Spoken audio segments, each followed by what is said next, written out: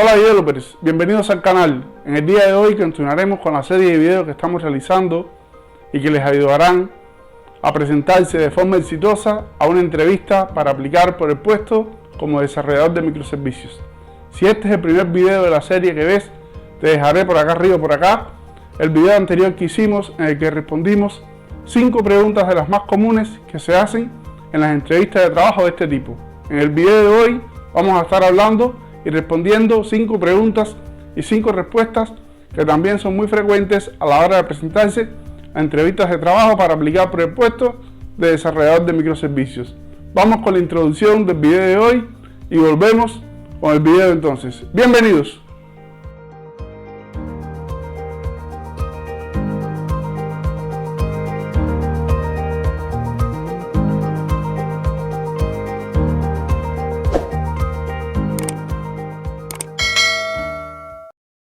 Muy bien, como decíamos ante la introducción, vamos a estar viendo 5 preguntas y 5 respuestas más que tienen la posibilidad de hacerte a la hora de presentarte a una entrevista para aplicar por el puesto de desarrollador de microservicios. Vamos entonces con la pregunta número 1 del video de hoy, que sería en sí la pregunta número 6 de esta serie que estamos haciendo.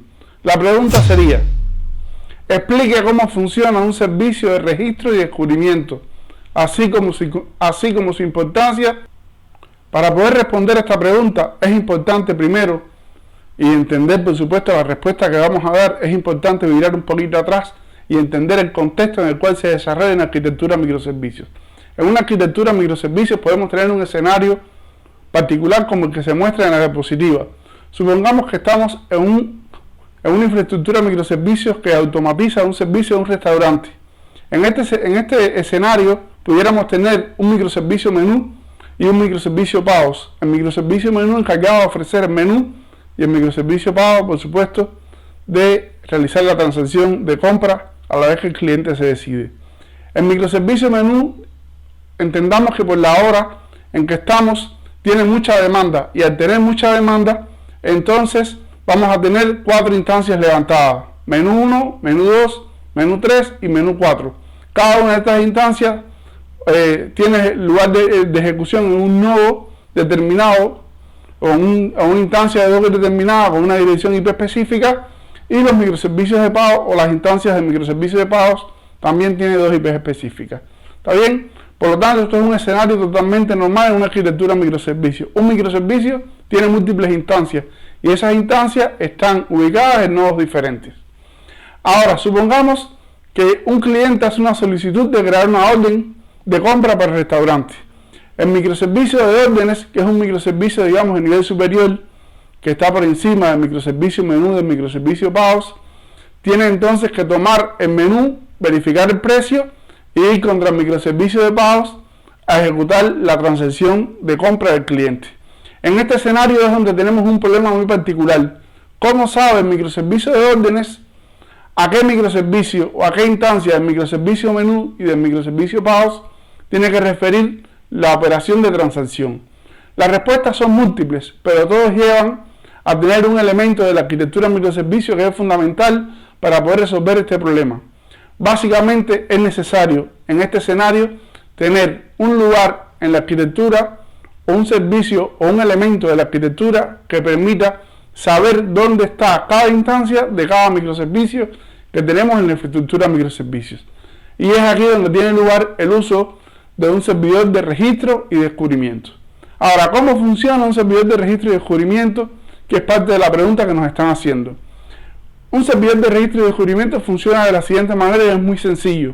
Cuando un microservicio de la infraestructura inicia su operación o se levanta, lo primero que hace después de iniciar su operación y estar completamente disponible es ir a este microservicio o a este lugar de registro y descubrimiento, que puede ser por hardware o por software. Supongamos que sea por software. Va a este lugar y registra en este microservicio su ubicación dentro de la infraestructura, es decir, su dirección IP y su estado. Y luego este servidor de registro y descubrimiento, en dependencia del mecanismo que se emplee cada cierto tiempo, verifica contra el microservicio 1 si está disponible y si está disponible para atender transacciones en ese momento. Por lo tanto, ya en este enfoque, el microservicio de órdenes puede saber dónde está o dónde están los microservicios menú y los microservicios de pagos para poder, por supuesto, realizar transacciones. Y la otra parte del servidor de registro y descubrimiento, aquí hablamos de registro, es la parte de descubrimiento. En la parte de descubrimiento, ¿cómo funciona? Cuando un microservicio 1 tiene que hacer una llamada a un microservicio 2, el microservicio 1 primero tiene que saber dónde está el microservicio 2 y por lo tanto va hacia el servidor de registro y descubrimiento y a partir de ahí le permite descubrir dónde está ese microservicio 2 para él poder dirigir la transacción de microservicio 1 a microservicio 2. Y por supuesto el servidor de registro y descubrimiento también tiene la funcionalidad o la capacidad de poder responderle a este microservicio 1 una dirección del microservicio 2 que esté activo. En el caso que estamos viendo, por ejemplo, no le daría una instancia del microservicio menú que terminamos de bajar en este momento, que no está operativa o que estuvo operativa hace 10 minutos pero ya no está. Básicamente estas son funciones de un servidor de registro y descubrimiento.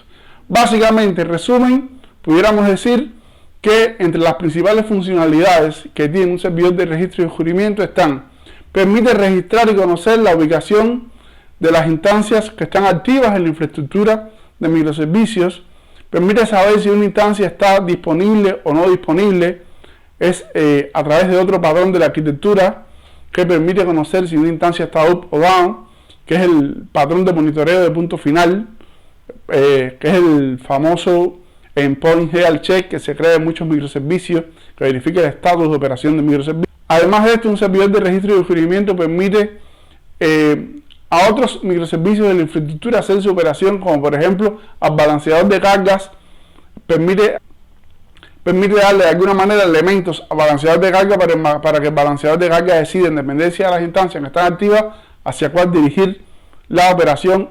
Otra de las características o de las funcionalidades que brinda un servidor de registro y descubrimiento es que facilita el API Gateway a partir de un identificador que tienen todos los microservicios de la infraestructura, poder enrutar las peticiones basadas en un identificador y no tener necesariamente en el API Gateway. Le voy a dejar por acá o por acá otro video que hicimos sobre API Gateway explicando el funcionamiento, y le da la posibilidad, como decíamos, al API Gateway de poder enrutar las peticiones hacia los microservicios que están definidos en su configuración a partir de identificadores de servicio y no de direcciones IP específicas, dándole esto una mayor dinamicidad a la configuración del API Gateway que usemos en la infraestructura. Esto básicamente son las principales características o las principales formas de funcionamiento de un servidor de registro y descubrimiento.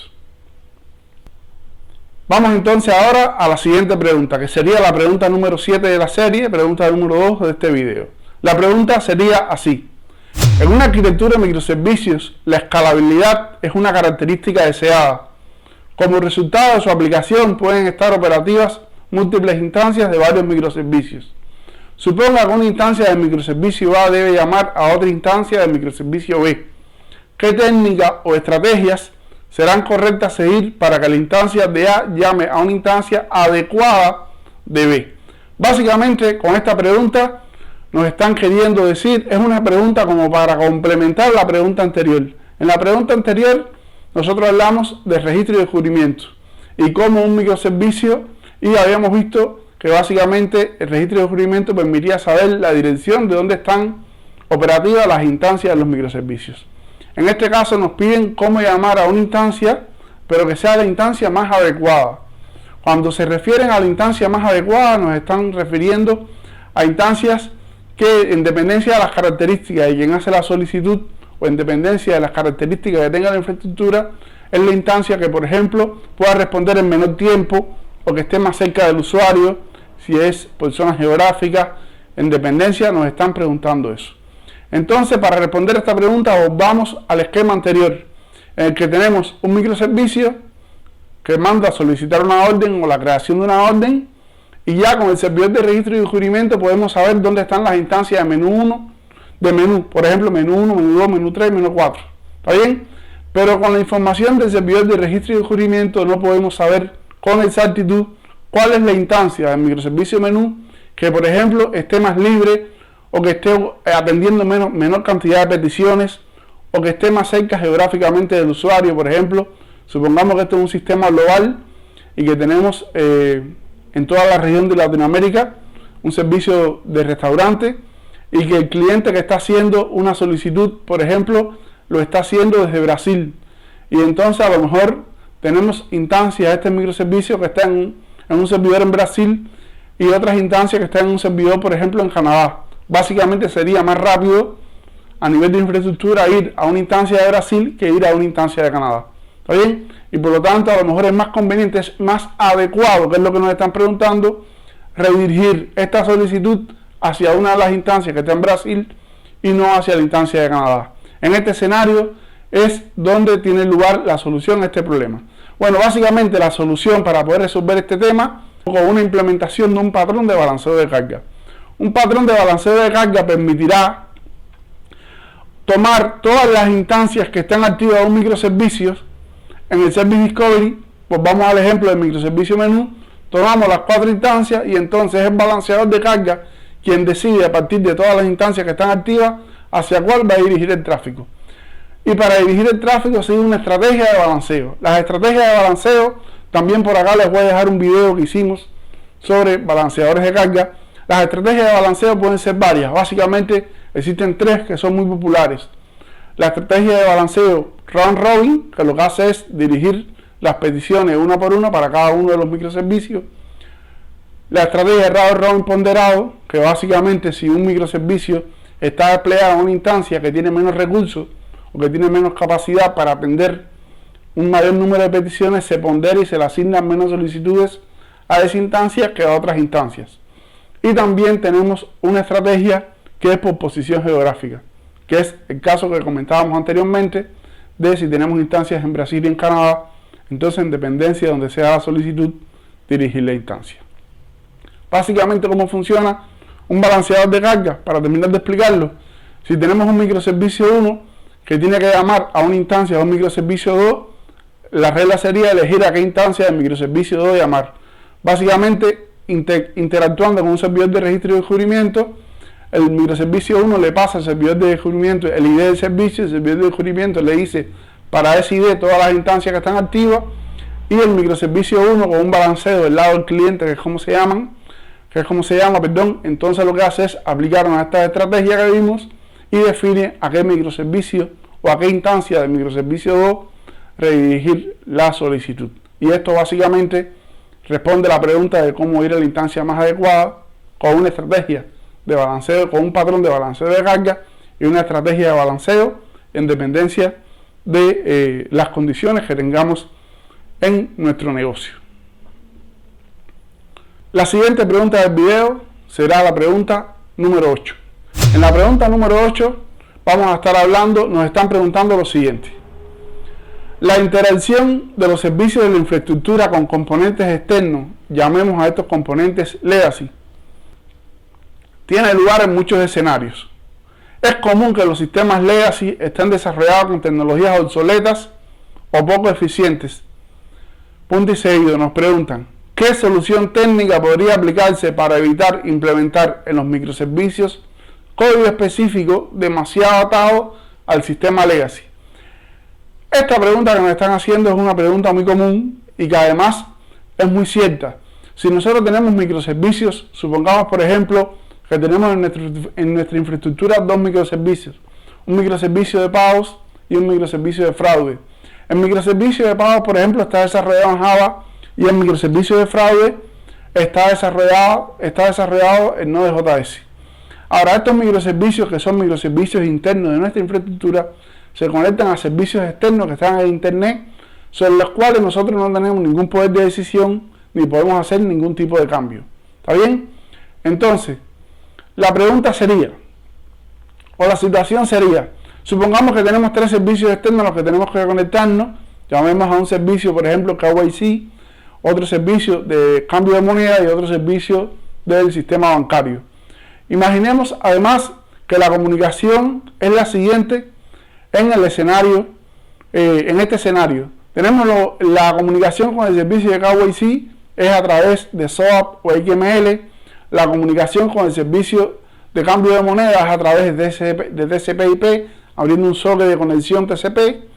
Y la comunicación con el banco es a través de Corba, que es un protocolo bastante viejo y que incluso pueden haber tecnologías más modernas como Node.js o Java que no lo soporten. Es un ejemplo ideal. Todavía no significa que esta tecnología no lo soporte. Básicamente, si nosotros quisiéramos interactuar a nivel de cada uno de los microservicios internos de la arquitectura, es decir, en este escenario del microservicio de pago y del microservicio de fraude, con esos microservicios externos, la solución normal sería implementar clientes en pago y en fraude que se conecten a esos microservicios y los consuman directamente.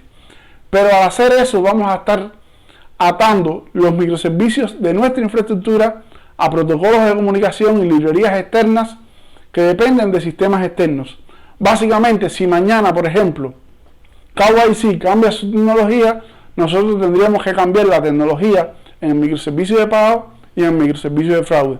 Además de que estaríamos llevando ese código legacy de protocolos que casi no se usan en la actualidad hacia nuestros microservicios que en teoría son más modernos, desarrollados con tecnología como Node Java, que ofrecen otras ventajas. ¿Está bien? Entonces, la solución para esto, ¿cuál sería? La respuesta que tendríamos que dar sería la implementación de un patrón que se llama capa anticorrupción. Una capa anticorrupción es un mecanismo que implementamos en la infraestructura para protegernos de alguna manera de sistemas externos y evitar implementar código legacy en nuestros microservicios a partir de la aplicación de este patrón. Entonces la solución sería implementar un microservicio, digamos, de frontera en nuestra infraestructura, llamémoslo por ejemplo Financial Broker, que básicamente este microservicio se encargaría de interactuar con los servicios externos y a su vez se encargaría de interactuar con los servicios internos de nuestra infraestructura. Básicamente estamos hablando de que nuestros microservicios interactuarían con Financial Broker y Financial Broker se encargaría con la interacción con los servicios externos. Algunas consideraciones a tener en cuenta sobre la implementación de un patrón de capa anticorrupción. Lo primero sería que tenemos que estar claro que la implementación de una capa anticorrupción puede añadir algún nivel de latencia en la comunicación, porque ya no estamos interactuando directamente de un microservicio al servicio directamente, sino que tendremos que pasar por un tercero, que sería esta capa anticorrupción que estamos implementando. Lo otro sería que si el flujo de llamadas es demasiado alto, capaz valdría la pena implementar algún mecanismo de escalabilidad y de balanceo de carga en la implementación de esta capa anticorrupción para evitar que sea un punto de falla en la infraestructura. Y lo otro sería tener en cuenta que la implementación de esta capa anticorrupción puede traer consigo la implementación de mecanismos de traducción de protocolos. Y esto es un elemento importante, porque por ejemplo nosotros nos vamos a comunicar con la capa anticorrupción usando HTTP/REST, pero la capa anticorrupción se va a comunicar con un servicio externo utilizando otro protocolo. Y por lo tanto, esta capa va a tener que implementar algún mecanismo de traducción de protocolos. Pero siempre va a ser, o casi siempre va a ser más rentable implementar esto en un solo microservicio que implementarlo en todos los microservicios internos de nuestra infraestructura. Otro elemento a tener en cuenta que muchas personas dan como solución a este problema es implementar librerías y reutilizar librerías que implementemos para interactuar con los servicios externos sin la necesidad de esa capa a nivel como un microservicio en sí.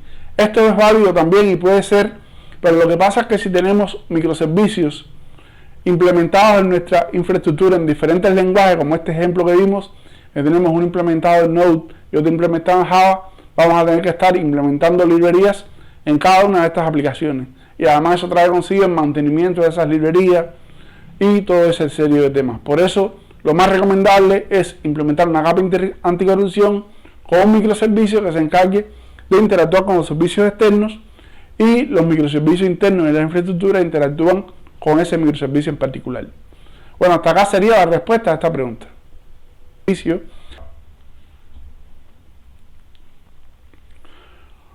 Muy bien, la siguiente pregunta que nos pueden realizar, que sería la pregunta número 4 de este video y la pregunta número 9 de la serie, sería: explique cómo funciona el patrón Bullhead y su relación con la resiliencia. Bien, esta pregunta es interesante porque nos están evaluando fundamentalmente dos cosas. Por una parte nos están evaluando el patrón Bull-Head y por otra parte nos están evaluando el concepto de resiliencia. La resiliencia entendámoslo como la capacidad que tiene un sistema para continuar funcionando aun cuando parte de este sistema está no operativo o está teniendo problemas para responder a las solicitudes del cliente. Entonces, Bull-Head, ¿qué es? Para entender Bull-Head vamos a ver el siguiente gráfico. Cuando nosotros tenemos una infraestructura de microservicios, tenemos microservicios, digamos, o llamémoslo de nivel superior y microservicios de nivel inferior. Un microservicio de nivel superior llama a un microservicio de nivel inferior. Por ejemplo, como se muestra en la figura, en el lado izquierdo tenemos microservicio 1 que llama a microservicio 2 y a microservicio 3. Ilustrativamente hemos mostrado a microservicio 1 como un microservicio un poco más grande. Esto a nivel gráfico significa que tiene más recursos o que la máquina o el nodo donde está disponible es un nodo mucho más potente y que además este microservicio por su lógica tiene la capacidad de atender muchas solicitudes. Ahora este microservicio 1 llama a un microservicio 2 o un microservicio de nivel superior, pero este microservicio 2 lo hemos ilustrado como un microservicio mucho más pequeño, que esto puede ser entendido como que tiene menos recursos en el nodo donde está disponible o que tiene una lógica mucho más compleja que le cuesta atender las solicitudes que llegan a él. Ahora, ¿qué pasa? ¿Dónde se pone en práctica el patrón Bull-Head? Cuando el microservicio 1 le llegan, por ejemplo, 1000 solicitudes, él va a pasar esas 1000 solicitudes al microservicio 2. Pero el microservicio 2 puede que no esté completamente capacitado o dotado para poder responder esas 1000 solicitudes que le llegan en un momento determinado al microservicio 1. O sea, el microservicio 1 puede responder, pero el microservicio 2 no puede responder. Y entonces va a llegar la situación en la que el microservicio 2 se va a saturar, no va a poder dar respuesta a las solicitudes. Microservicio 1 va a estar recibiendo muchas solicitudes y probablemente también se sature y haya una falla en cascada en la infraestructura. Por lo tanto, lo más lógico en este escenario es si un microservicio de nivel inferior tiene menor capacidad de respuesta para atender solicitudes que el microservicio de nivel superior, o bien ese microservicio de nivel inferior se disponibiliza y se levantan más instancias para que sea capaz de responder a todas las solicitudes, o bien no, y además se debe implementar un patrón Bull-Head. El patrón Bull-Head es, en dependencia de las capacidades que tienen los determinados microservicios, limitarle la cantidad de tráfico que puede pasar hacia ese microservicio. Por ejemplo, si el microservicio 2 solo pueda responder a 1000 solicitudes por segundo, entonces se le debe permitir que solamente en un momento de tiempo determinado le estén llegando 1000 solicitudes a ese microservicio. Eso se llama crear un pool de conexiones en el cual solamente pasen al microservicio 2 la cantidad que pueda atender en una unidad de tiempo determinada. Esto no solo aplica en las llamadas servicio-servicio. Un ejemplo claro es el patrón pool que se aplica para la implementación o las conexiones a bases de datos, en la que se crea un pool de conexiones, por ejemplo, de 30 conexiones, y a partir de ahí se limita la cantidad de conexiones que acepta el motor de bases de datos. Es básicamente la característica o la implementación de una práctica que limite la cantidad de tráfico que puede llegar a determinado ente para evitar una congestión o un cuello de botella en ese momento. Entonces, básicamente, esa es el patrón Bull-Head, y por supuesto la implementación de Bull-Head lo que hace es aumentar la resiliencia. Esa es la relación de lo que nos estamos preguntando, porque ayuda a que el sistema siga operando con normalidad y mejorar su capacidad de respuesta, mantener una capacidad de respuesta adecuada en dependencia de las capacidades del negocio. La última pregunta de la serie sería: ¿qué es la transaccionalidad distribuida y qué relación tiene con los microservicios? Esta es una pregunta interesante porque, como les comentaba, los microservicios y la transaccionalidad son dos conceptos que siempre tienen que estar juntos, y por lo tanto es una pregunta casi clave en las entrevistas para aplicar a un puesto como desarrollador de microservicios. Lo primero sería definir qué es una transacción para poder responder bien a la pregunta. Una transacción puede definirse como un grupo de eventos que deben ser llevados a cabo como una unidad indivisible. Existe si todo y cada uno de los eventos son exitosos o todos son fallidos. La transacción debe tener dos características importantes. Primera, debe ser atómica, por lo tanto debe comportarse como una sola unidad indivisible, y la otra es que debe ser consistente. O sea, si yo salgo de un estado A y tengo que llegar a un estado B, tiene que ser consistente, que saque allá y llegue a ver. No puedo quedarme en un estado, digamos, A1, donde dice algunas cosas sí y otras no. O es todo o es nada. Ese es el concepto de la transaccionalidad y la consistencia.